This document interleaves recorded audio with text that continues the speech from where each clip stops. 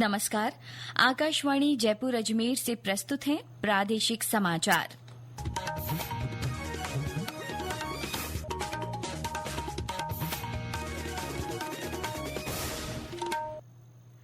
मुख्य समाचार। प्रधानमंत्री नरेंद्र मोदी आज वर्चुअल माध्यम से कृषि और ग्रामीण संपन्नता विषय पर पोस्ट बजट वेबिनार को संबोधित करेंगे।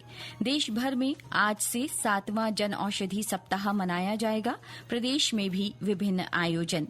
प्रदेश के सरकारी स्कूलों में आज मेगा पीटीएम आयोजित की जाएगी और राज्य के कुछ जिलों में ओलावृष्टि और बारिश से तापमान में गिरावट। समाचारों के साथ मैं माधुरी वशिष्ठ और अब समाचार विस्तार से। प्रधानमंत्री नरेंद्र मोदी आज नई दिल्ली में वर्चुअल माध्यम से कृषि और ग्रामीण संपन्नता विषय पर एक दिन के पोस्ट बजट वेबिनार को संबोधित करेंगे। इस कार्यक्रम में सभी केंद्रीय मंत्री शामिल होंगे। वेबिनार में सभी हितधारक महत्वपूर्ण चर्चा में भाग लेंगे और 2025 की बजट घोषणाओं के प्रभावी कार्यान्वयन के लिए नीति तैयार करने पर विचार विमर्श करेंगे। वेबिनार में कृषि विकास और ग्रामीण संपन्नता के बारे में विशेष चर्चा होगी।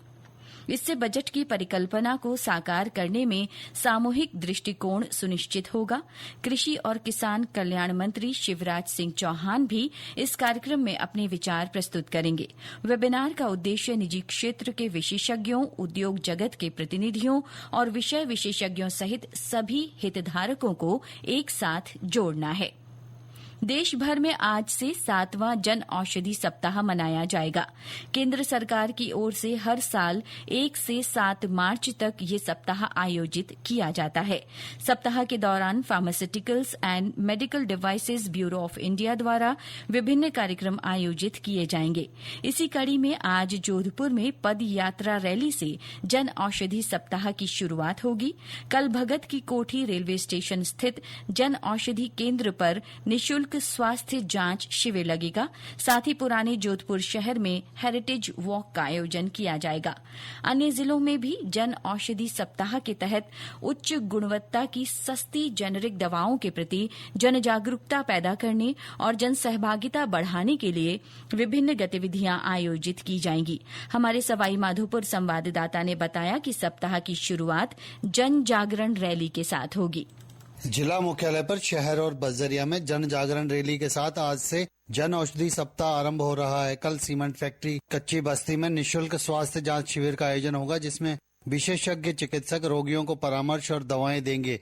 3 को जन औषधि बाल मित्र कार्यक्रम, 4 को शहर में मातृशक्ति सम्मान कार्यक्रम आयोजित किया जाएगा। वहीं 5 तारीख को बजरिया में प्रबुद्ध जनों की सेमिनार और 6 को सामान्य चिकित्सालय में जन औषधि मित्रों का सम्मान समारोह आयोजित किया जाएगा। 7 तारीख को नई दिल्ली में आयोजित जन औषधि दिवस पर प्रधानमंत्री नरेंद्र मोदी के कार्यक्रम का प्रसारण किया जाएगा। सतीश वर्मा, आकाशवाणी समाचार, सवाई माधोपुर।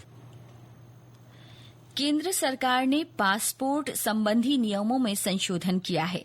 नए नियमों के अनुसार 1 अक्टूबर 2023 या उसके बाद पैदा हुए पासपोर्ट आवेदकों के लिए उपयुक्त प्राधिकारियों द्वारा जारी जन्म प्रमाण पत्र ही जन्म तिथि का एकमात्र प्रमाण होगा। पासपोर्ट नियम 1980 में संशोधन को जारी करने के लिए एक आधिकारिक अधिसूचना जारी की गई है।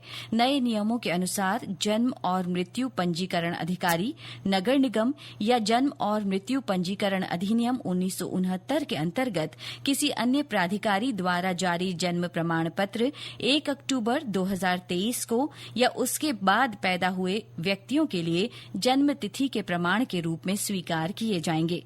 अन्य आवेदक जन्म तिथि प्रमाण पत्र के रूप में ड्राइविंग लाइसेंस, पैन कार्ड, मतदाता पहचान पत्र या विद्यालय छोड़ने का प्रमाण पत्र जैसे अन्य वैकल्पिक दस्तावेज जमा करा सकते हैं।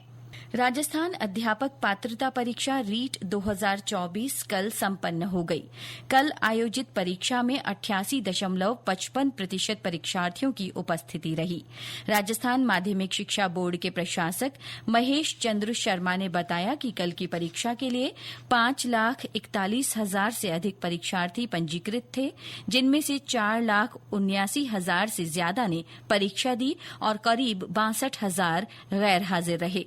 उन्होंने उन्होंने बताया कि रीट कार्यालय में बनाए गए वॉर रूम से बोर्ड प्रशासन ने पूरे प्रदेश के परीक्षा केंद्रों पर सीसीटीवी और जिला प्रशासन के माध्यम से निगरानी रखी।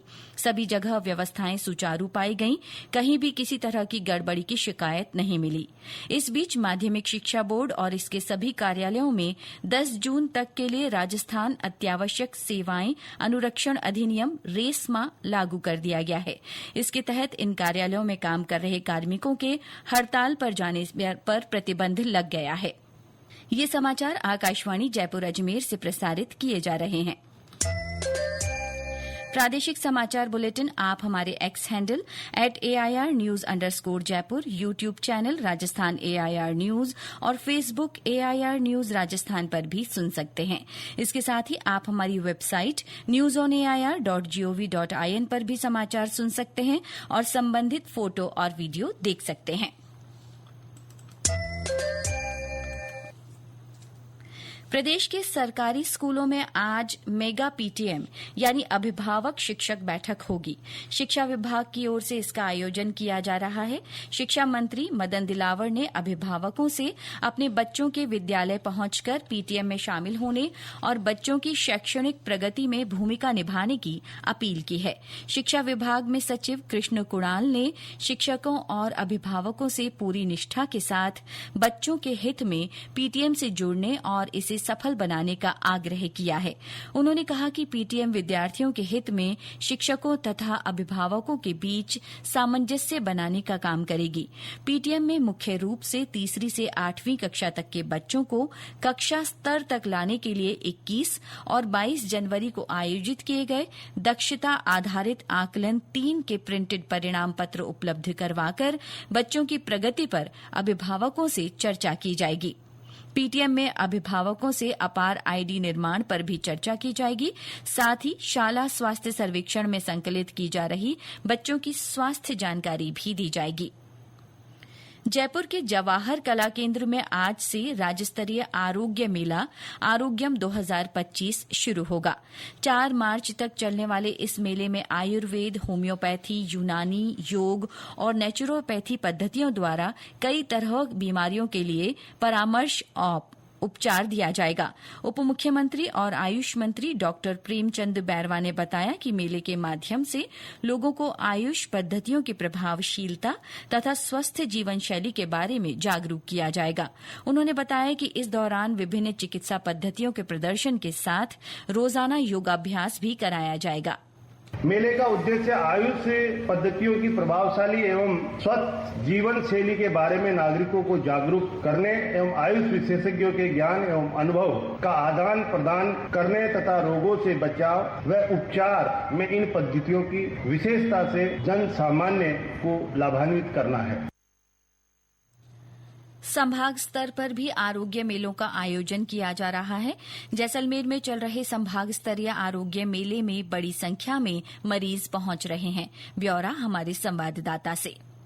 जिला प्रशासन एवं आयुर्वेद विभाग द्वारा स्वस्थ भविष्य की ओर थीम पर संभाग स्तरीय मेले में आमजन बढ़ चढ़कर लाभ उठा रहे हैं। शहीद पूनम सिंह स्टेडियम में आयोजित मेले में आयुर्वेद, योग व प्राकृतिक, यूनानी, होम्योपैथिक पद्धति द्वारा निःशुल्क चिकित्सा परामर्श एवं औषधि वितरण किया जा रहा है। मेले में आयुष की विभिन्न विद्याओं पंचकर्म, श्राद्ध सूत्र, अग्निकर्म, मर्म चिकित्सा, विधकर्म, कपिंग, जरावस्था, आंचल प्रसूता केंद्र व स्वर्ण प्राशन आदि थेरेपियों से आम जन को लाभान्वित किया जा रहा है। मेले के दौरान प्रातः काल में योगाभ्यास भी करवाया जा रहा है। मनीष व्यास, आकाशवाणी समाचार, जैसलमेर। पश्चिमी विक्षोभ के असर से प्रदेश में कल बीकानेर और चूरू में ओले गिरे। चूरू की रतनगढ़ तहसील के कुछ गांवों में ओलावृष्टि से फसलों को नुकसान हुआ है। बीकानेर के लूण करणसर में भी ओले गिरने से फसलों को नुकसान के समाचार हैं। झुंझुनू के सूरजगढ़ और चिड़ावा इलाके में भी कल रात ओले गिरे। श्रीगंगानगर और जैसलमेर के कई इलाकों में हल्की बारिश हुई। हनुमानगढ़ में 2 दिन हुई बरसात के बाद आज सुबह से ही कोहरा छाया हुआ है। वहीं जयपुर समेत कई जिलों में कल बादल छाए रहे। और अंत में मुख्य समाचार एक बार फिर। प्रधानमंत्री नरेंद्र मोदी आज वर्चुअल माध्यम से कृषि और ग्रामीण संपन्नता विषय पर पोस्ट बजट वेबिनार को संबोधित करेंगे। देश भर में आज से 7वां जन औषधि सप्ताह मनाया जाएगा। प्रदेश में भी विभिन्न आयोजन। प्रदेश के सरकारी स्कूलों में आज मेगा पीटीएम आयोजित की जाएगी और राज्य के कुछ जिलों में ओलावृष्टि और बारिश से तापमान में गिरावट। इसके साथ ही प्रादेशिक समाचार बुलेटिन समाप्त हुआ। हमारा अगला बुलेटिन दोपहर 1 बजे प्रसारित किया जाएगा। नमस्कार।